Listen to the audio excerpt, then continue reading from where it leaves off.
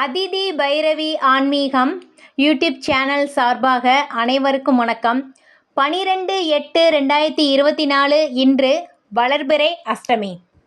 இந்த வளர்பிறை அஷ்டமியில் நாம் செய்ய வேண்டிய மிக எளிமையான ஒரு பரிகாரம் என்னன்னு நம்ம பார்க்கலாம். அஷ்ட ஐஸ்வர்யங்களும் நமக்கு கிடைக்க மிக எளிமையான பொருள் பற்றி நம்ம பார்ப்போம். தொடர்ந்து என்னோட வீடியோவை முழுமையாக பாருங்கள். லைக் பண்ணுங்கள், சப்ஸ்கிரைப் பண்ண மறக்காதீங்க. இன்று திங்கட்கிழமையோடு சேர்ந்து வரும் வளர்பிறை அஷ்டமி திதி. இன்று நம் எல்லாருக்கும் தெரிந்த காவல் தெய்வமான பைரவரை வழிபாடு செய்வதற்கு மிகச்சிறந்த நாள் இந்த வளர்பிறை அஷ்டமி. வளர்பிறை அஷ்டமி திதியில் பைரவரை நம் வழிபாடு செய்கிறதுனால அஷ்ட ஐஸ்வர்யங்களும் நம்மை தேடி வரும். அது அடிப்படையில் இன்றைய தினம் நீங்கள் செய்ய வேண்டிய ஒரு எளிமையான பரிகாரம் பார்க்கலாம். இன்று வளர்பிறை அஷ்டமி பைரவர் வழிபாடில் நாம் குளிக்கும் போதே நம் வழிபாட்டை நாம் துவங்க வேண்டும். என்ன அப்படின்னு பார்த்தோம்னா, நம்ம குளிக்கும் போது குளிக்கின்ற நீரில் இந்த 2 பொருளை போட வேண்டும். என்ன 2 பொருள்னா, 2 துளசி இலை, 2 வில்வ இலை. இந்த 2 துளசி இலையையும் 2 வில்வ இலையும் குளிக்கின்ற பக்கெட்டில் தண்ணி வச்சுருப்போம்ல, அந்த தண்ணியில் நீங்கள் போட்டு நீங்கள் குளிங்க.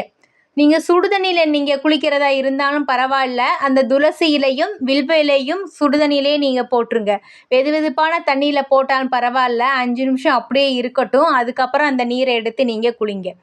நான் காலையில் குளிக்க முடியாது, எங்களுக்கு நேரம் வேலை இருக்கும் அப்படின்னு நினைக்கிறவங்க மதியம் குளித்தாலும் இந்த பரிகாரத்தை நீங்கள் செய்யலாம். தப்பு எதுவுமே கிடையாது.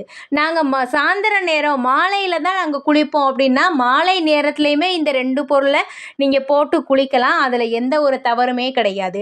இப்படி குளிக்கும் பொழுது ஓம் நம சிவாய, ஓம் நம சிவாய மந்திரத்தை நீங்கள் சொல்லிக்கொண்டே குளிக்க வேண்டும்.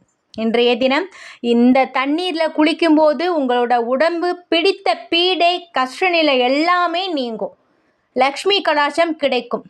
இவ்வளவு சிவன் அம்சம் பொருந்திய, விஷ்ணு அம்சம் பொருந்திய இந்த துளசி இலை வில்வ இலையை போட்டு குளிக்கும் பொழுது கஷ்டம் அனைத்தும் நீங்கி லக்ஷ்மி கடாட்சம் கண்டிப்பாக உங்களுக்கு கிடைக்கும். அதுவும் இந்த செய்முறை வளர்பிறை அஷ்டமி. வளர்பிறை அஷ்டமியில் நாம் ஆன்மீகம் சம்மந்தமாக எந்த ஒரு செயல் செய்யும் பொழுது அது வளர்ந்து கொண்டே ஒரு நல்ல முன்னேற்றமான நிலை தான் உங்களுக்கு கொடுக்கும். இப்படி இந்த வேலையை முடிச்சுட்டு வழக்கம் போல் உங்களோட வேலையை தொடங்குங்க.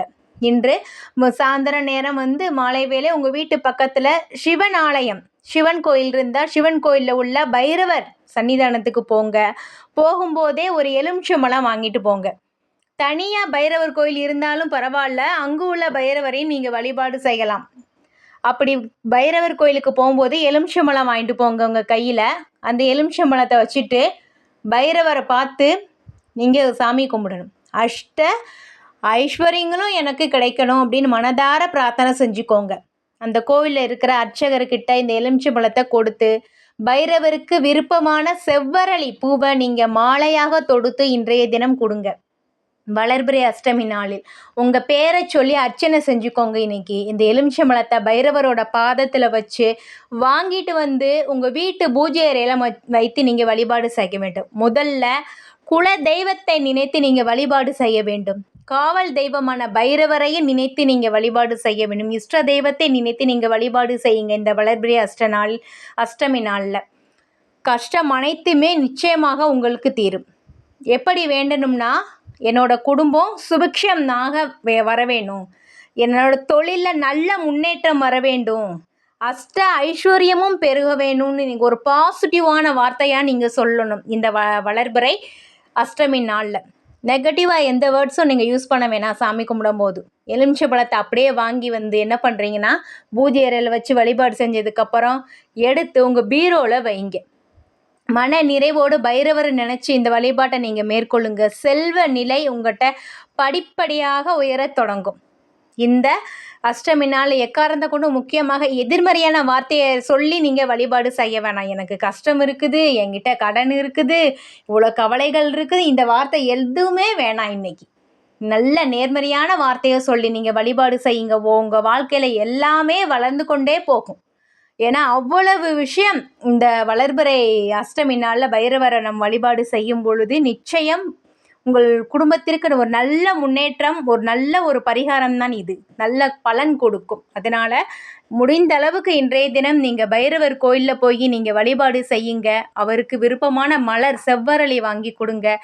எதிரி தொல்லை நீங்க வேண்டுமென்றால் பூசணி தீபம் ஏற்ற வேண்டும். பூசணியால் தீபம் ஏற்றி நீங்கள் வழிபாடு செய்யுங்க. கண்டிப்பாக உங்கள்கிட்ட இருக்கிற கஷ்டம் எல்லாமே சரியாகிவிடும். முக்கியமாக எதிரி தொல்லை நீங்க வேண்டுமென்றால் இந்த தீபம் ஏற்றி வழிபாடு செய்யுங்கள். வளர்பிறை அஷ்டமியில் உங்களுக்கு அனைத்து ஒரு நிலையுமே வளர்ந்து கொண்டே போகும். பணம் வர வேண்டும், கண்டிப்பாக கிடைக்கும். இந்த வளர்பிறை அஷ்டமி நாளில் நீங்கள் வேண்டிக்கோங்க. தொடர்ந்து அதிதி பைரவி ஆன்மீகம் யூடியூப் சேனலை பாருங்கள். நன்றி.